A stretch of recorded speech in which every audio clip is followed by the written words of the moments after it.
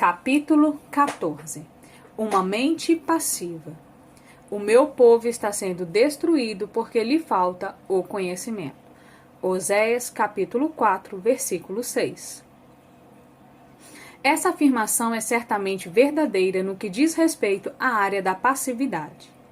A maioria dos cristãos não está nem mesmo familiarizada com o termo, tampouco sabem como reconhecer os sintomas. Passividade é o oposto da atividade. É um problema perigoso porque a palavra de Deus ensina claramente que devemos estar alertas, sóbrios e ativos. 1 Pedro, capítulo 5, verso 8. Que devemos reavivar a chama e agitar o dom que há em nós. 2 Timóteo, capítulo 1, verso 6.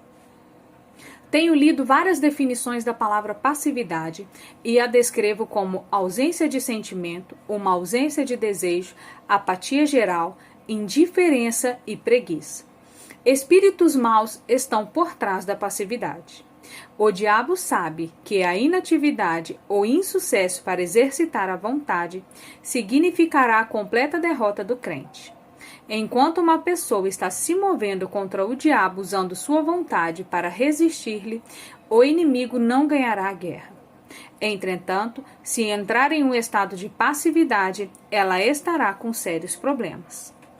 Tantos crentes são tão governados emocionalmente que qualquer ausência de sentimentos é tudo o que precisam para que parem de fazer o que foram ensinados a fazer.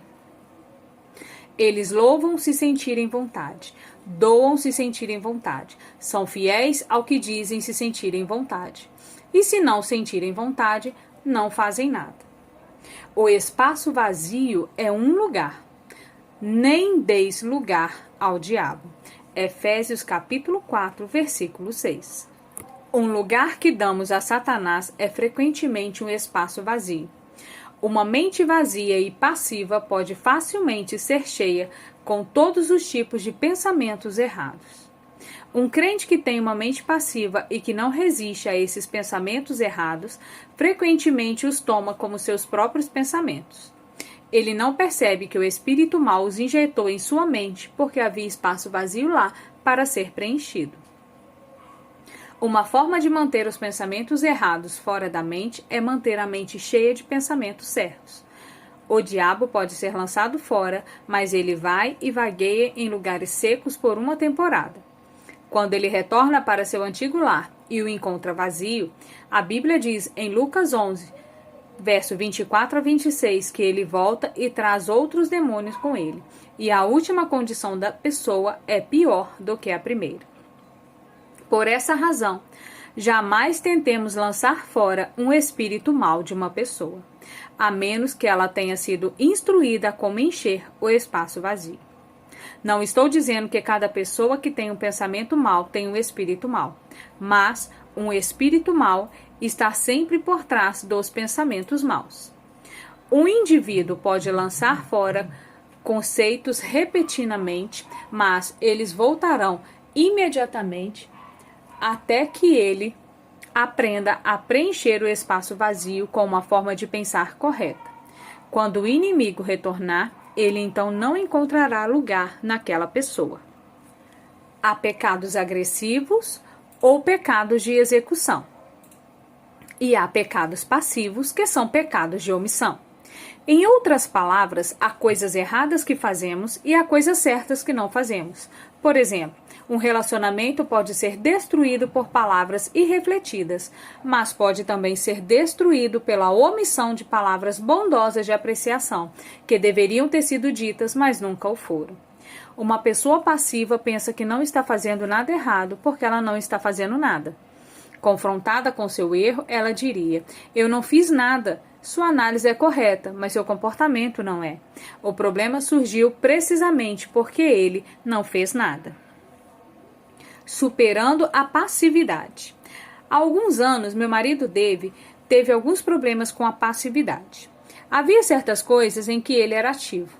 Ele ia trabalhar todo dia, jogava golfe aos sábados e assistia ao futebol aos domingos. Além disso, era muito difícil motivá-lo a fazer qualquer outra coisa. Se eu precisasse de um quadro pendurado na parede, poderia levar 3 ou 4 semanas para ter feito isso. Isso causava grande atrito entre nós. A mim parecia que ele fazia o que queria e que além disso não fazia nada. Dave amava o Senhor, e quando ele o procurou a respeito do seu problema, ele o fez observar algumas informações sobre a passividade e seus perigos. Ele descobriu que espíritos maus estavam por trás de sua inatividade. Havia certas áreas em que ele não tinha problemas porque havia mantido sua vontade naquelas áreas, mas em outras áreas ele tinha basicamente pela inatividade entregue sua vontade ao inimigo. Ele era oprimido naquelas áreas e tinha se movido a um lugar onde ele não tinha qualquer desejo, qualquer eu quero, nenhuma motivação para ajudá-lo a realizar certas atividades. O estudo da Palavra de Deus e a oração eram duas outras áreas nas quais ele era passivo. Como eu sabia que ele não estava buscando a Deus por direcionamento, era-me difícil ouvi-lo. De qualquer forma, eu tinha um problema de rebeldia. E você pode ver como o diabo usou nossas fraquezas contra nós mesmos. Muitas pessoas estão divorciadas exatamente por causa de tais problemas. Elas realmente não entendem o que está errado. Na verdade, eu era muito agressiva. Eu estava sempre correndo na frente de Deus, na carne, fazendo minhas próprias coisas e esperando que o Senhor as abençoasse. Dave não fazia muito, exceto esperar em Deus, o que me irritava seriamente. Agora nós rimos quando pensamos em como costumávamos ser, mas naquela época não era engraçado. E se Deus não tivesse chamado nossa atenção, poderíamos ter sido mais uma daquelas estatísticas de divórcio. Dave me dizia que eu estava sempre na frente de Deus, e eu respondia que ele estava 16 quilômetros atrás de Deus. Eu era muito agressiva e Dave era muito passivo. Quando um crente está inativo em qualquer área em que ele tem capacidade ou talento, essa área particular começa a atrofiar e torna-se imobilizada. Quanto mais tempo ele não faz nada, menos ele quer fazer. Um dos melhores exemplos é o exercício físico. Estou no momento em um bom programa de exercício e quanto mais me exercito, mais fácil fica. Quando comecei, era muito difícil. Doía cada vez que eu seguia o programa porque eu havia estado inativa e passiva no que diz respeito a exercício físico por um longo tempo. Quanto mais tempo eu não fazia nada, pior ficava a minha condição física. Eu estava ficando cada vez mais fraca, dada a não utilização dos meus músculos. Dave começou a ver o que era o seu problema. Ele estava lidando com espíritos maus que o estavam oprimindo por causa de sua inatividade de longo tempo. Quando o Espírito Santo revelou-lhe a verdade, Dave determinou que ele seria outra vez ativo e agressivo, não preguiçoso e procrastinador. Tomar a decisão foi a parte mais fácil. Colocá-la em ação foi a parte mais difícil. Era difícil porque cada uma das áreas em que havia sido passivo tinha agora de ser exercitada até que ficasse forte outra vez. Ele começou a se levantar às 5 horas da manhã para ler a palavra e orar antes de sair para o trabalho. A batalha começou. O diabo não quer abrir mão do terreno que ele já ganhou e não vai desistir sem luta. Dave se levantava para passar um tempo com Deus e adormecia no sofá. Mesmo que houvesse manhãs em que adormecia, ele estava fazendo progresso simplesmente porque ele estava saindo da cama e tentando construir uma vida de oração. Houve momentos em que ele ficou entediado. Havia dias em que ele sentia que não estava tendo nenhum progresso, em que, de qualquer forma, ele não estava entendendo o que estava lendo e sentindo que suas orações não estavam sendo ouvidas. Mas ele persistiu por causa da revelação do Espírito Santo sobre essa condição chamada passividade. Comecei a notar que, quando eu precisava que Dave pendurasse um quadro ou consertasse alguma coisa na casa, ele respondia imediatamente. Ele estava começando a ter seus próprios pensamentos outra vez e tomar suas próprias decisões. Muitas vezes ele não tinha vontade de fazê-lo ou até mesmo não queria fazê-lo no seu natural. Mas ele ia além dos seus sentimentos e desejos carnais. Quanto mais ele agia em relação ao que sabia que era o correto, mais liberdade desfrutava. Serei honesta e lhe direi que não foi fácil para ele. Ele não foi liberto em uns poucos dias ou umas poucas semanas. A passividade é uma das condições mais difíceis de ser superada, porque, como mencionei, não há sentimentos para emprestar suporte. Dave persistiu com a ajuda de Deus e agora ele não é nem um pouquinho passivo. Ele é o administrador de vida na palavra, supervisiona todos os nossos programas de rádio e televisão e é responsável por todos os aspectos financeiros do ministério. Viaja comigo em tempo integral e toma decisões em relação aos nossos programas de viagem. E também é um excelente homem de família. Ora e regularmente passa tempo estudando a palavra de Deus.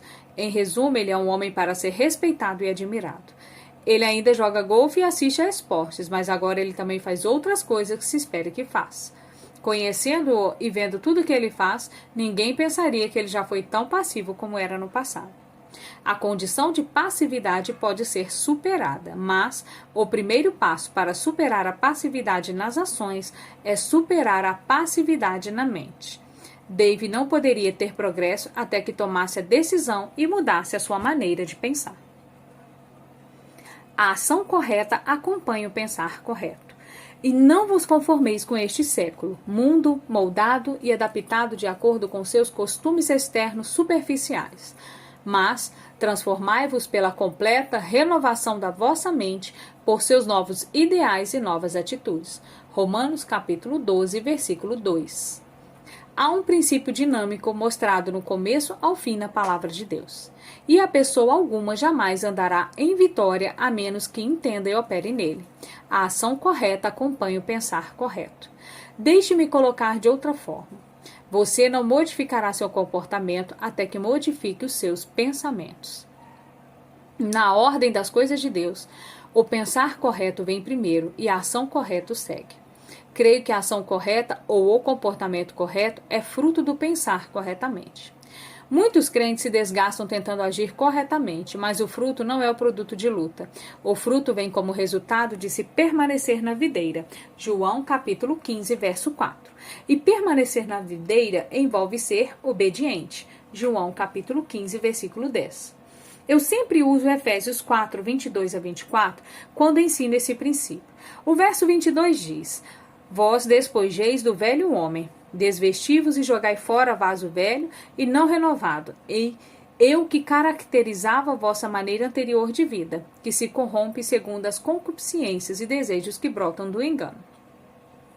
Verso 24 continua o pensamento dizendo: E vos revistais do novo homem, o eu regenerado, criado segundo Deus, em justiça e retidão, procedentes da verdade.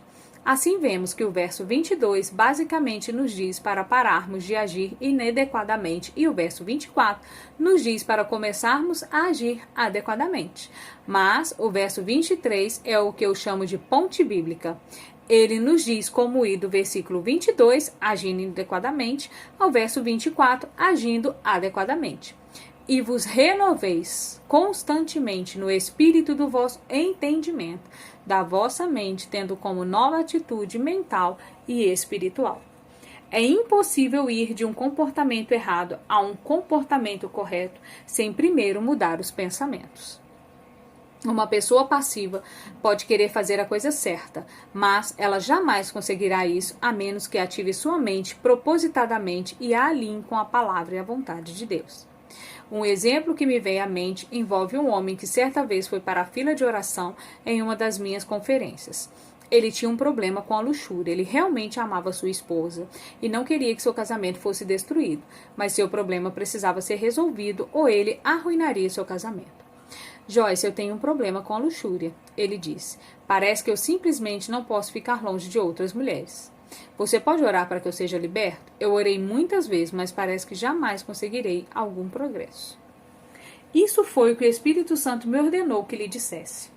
Sim, eu vou orar por você, mas você deve ser responsável pelo que permite que lhe seja mostrado na tela da sua mente.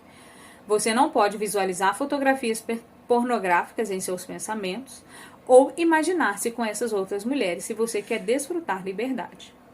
Como esse homem e outros vieram a perceber imediatamente porque eles não estavam experimentando um progresso, mesmo que quisessem ser libertos. Eles querem mudar seu comportamento, mas não sua maneira de pensar. A mente é frequentemente uma área na qual as pessoas brincam com o pecado. Jesus disse em Mateus capítulo 5, verso 27 e 28, Ouvistes que foi dito, não adulterarás. Eu, porém, vos digo, qualquer que olhar para uma mulher com intenção impura no coração, já adulterou com ela. O caminho para ações pecaminosas é pavimentado com pensamentos pecaminosos. Uma mulher que participou do meu primeiro estudo bíblico doméstico tinha entregado sua vida ao Senhor e queria que seu lar e seu casamento fossem consertados. Tudo em sua vida era uma bagunça. O lar, os filhos, as finanças, a condição física, etc. Ela disse abertamente que não amava seu marido. De fato, ela realmente o desprezava. Sabendo que a sua atitude não era de Deus, ela queria amá-lo, mas simplesmente parecia que não podia tolerar estar perto dele. Nós oramos, ela orou, todos oraram. Compartilhamos a escritura com ela e lhe demos fitas para ouvir. Fizemos tudo o que sabíamos, embora ela parecesse estar seguindo nossos conselhos, ela não progredia. O que estava errado? Durante uma sessão de aconselhamento, foi revelado que ela havia sido uma sonhadora toda a sua vida. Ela estava sempre imaginando uma existência de conto de fadas, na qual ela era a princesa e o príncipe vinha para a casa do trabalho com flores e doces, emocionando-a com a sua devoção a ela. Ela passava os dias pensando assim. E quando seu marido, cansado, acima do peso, suado e sujo, chegava em casa depois do trabalho com um dente faltando, ela o desprezava. Pense nessa situação por um momento.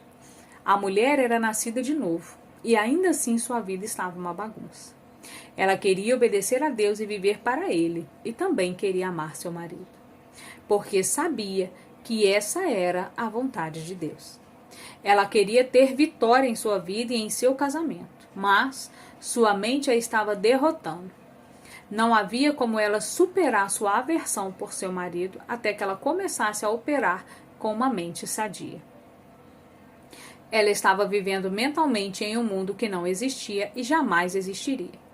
Portanto, ela estava inteiramente despreparada para lidar com a realidade. Ela tinha uma mente passiva, e uma vez que não estava escolhendo seus pensamentos de acordo com a palavra de Deus, os espíritos maus injetaram pensamentos em sua mente. Enquanto ela pensasse que eram seus próprios pensamentos e tivesse prazer neles, jamais experimentaria vitória. Ela mudou sua forma de pensar e sua vida começou a mudar. Ela mudou sua atitude mental em relação ao seu marido e ele começou a mudar sua aparência e seu comportamento em relação a ela. Fixe sua mente no que está em cima. Portanto, se fosses ressuscitados juntamente com Cristo para uma nova vida, portanto, compartilhando sua ressurreição dos mortos, buscai e tende como objetivo as coisas, os tesouros ricos e eternos lá do alto, onde Cristo vive, assentado à direita de Deus. Pensai, fixai e manteve vossas mentes nas coisas lá do alto, nas coisas mais elevadas, não nas que são aqui da terra. Colossenses capítulo 3, versículo 1 e 2. Observamos outra vez o mesmo princípio. Se você quer viver a vida ressurreta que Cristo providenciou, então busque essa vida nova e poderosa, fixando sua mente nas coisas do alto, não nas coisas da terra. O apóstolo Paulo está simplesmente dizendo que se queremos uma boa vida, então devemos manter nossa mente em coisas boas. Muitos crentes querem uma vida boa, mas estão passivamente sentados, desejando que alguma coisa boa lhes aconteça. Frequentemente, eles têm ciúme dos outros que estão vivendo em vitória e se ressentem porque a vida deles é tão difícil. Se você deseja vitória sobre seus problemas, se você verdadeiramente quer viver a vida ressurreta, você deve ter força de caráter e não apenas força de desejo. Você deve ser ativo, não passivo. A ação correta começa com o pensamento correto. Não seja passivo em sua mente. Comece hoje a escolher os pensamentos corretos.